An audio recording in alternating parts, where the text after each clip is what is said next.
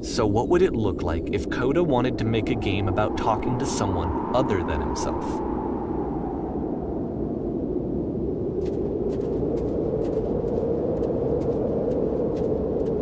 To me, this environment is meant to represent Coda's puzzle, with the two doors on either side and a dark transitional space between.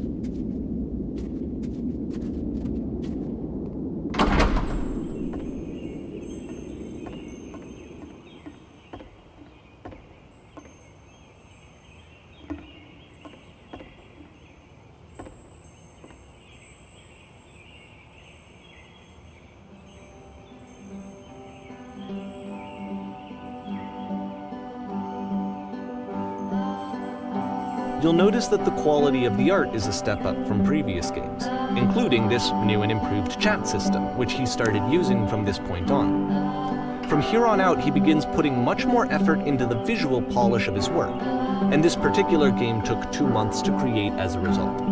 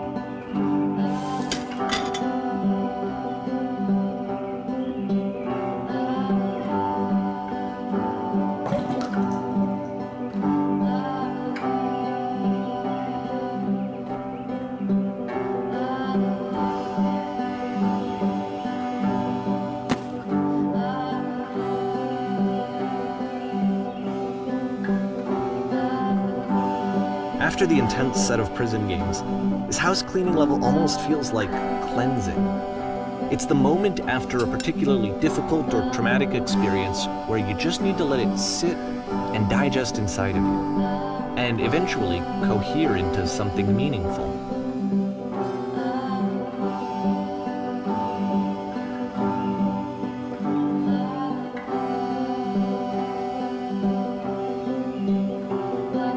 I know that Coda really liked this game. Of all of his work, actually, this was the only one that he called me up to ask me to come over and look at it. This was during a period of a few months where he was like grossly happy all the time, just walked around with a constant smile on his face.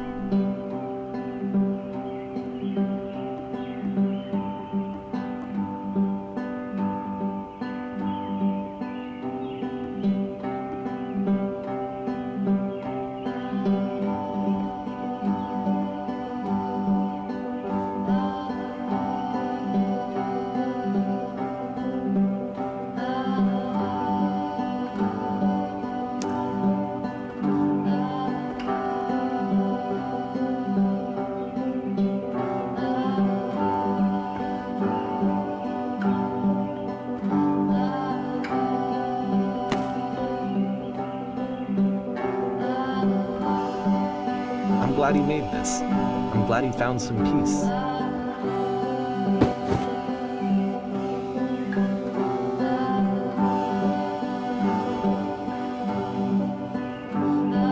But, of course, it can't last.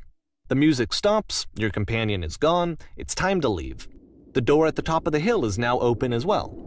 Again, You can't stay in the dark space for too long. You just can't. You have to keep moving. It's how you stay alive.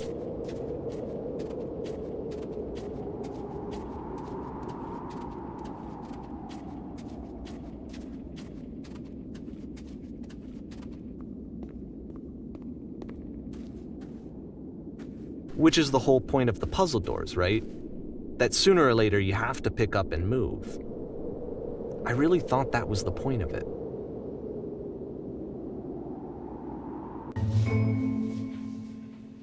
This one gets a bit goofy.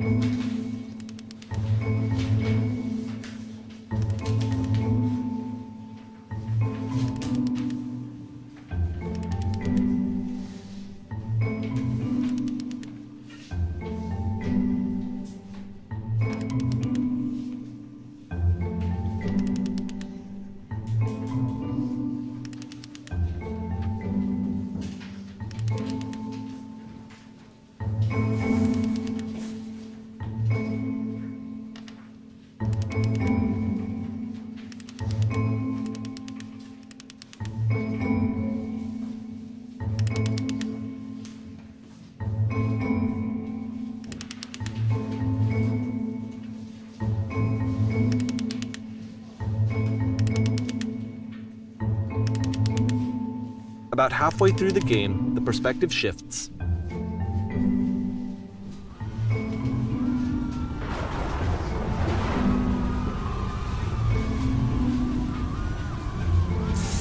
And you play as the teacher. And suddenly, you discover that your teacher is just as bigoted and afraid as you are. Oh, and also you can move around the classroom now.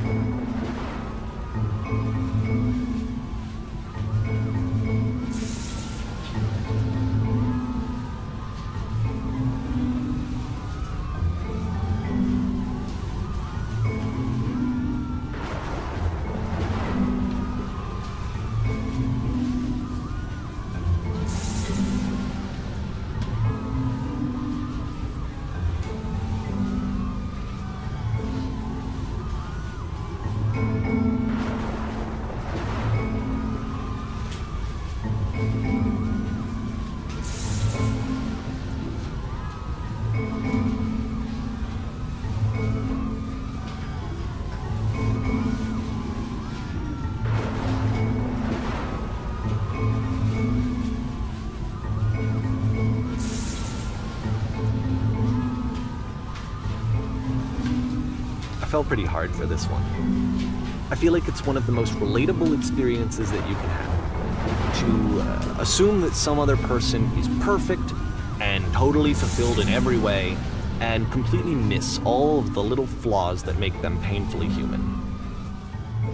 I think about this game a lot these days.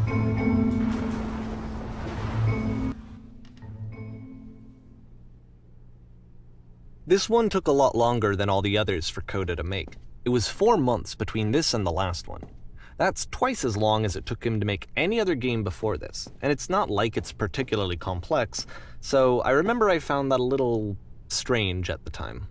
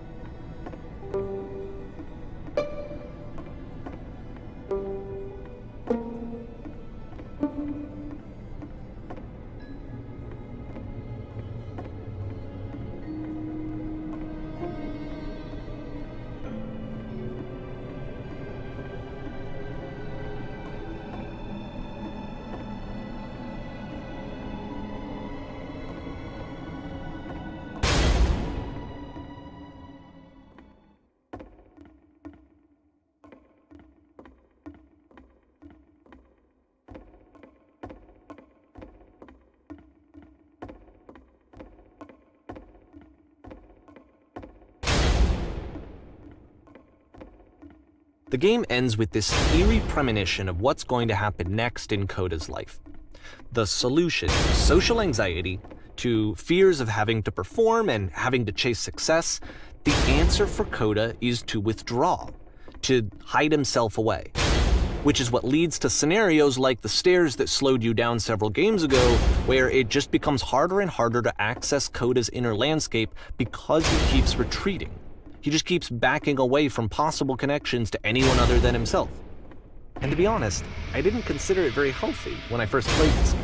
You know, it looked to me like he was trying to justify the idea of just disconnecting yourself from the world. And that wasn't what I wanted for him or for his games. Because I feel like a lot of his games are inviting me to connect with this person, to bring him closer. But what can you do? After this, Coda went off and took another 5 months to make a new game.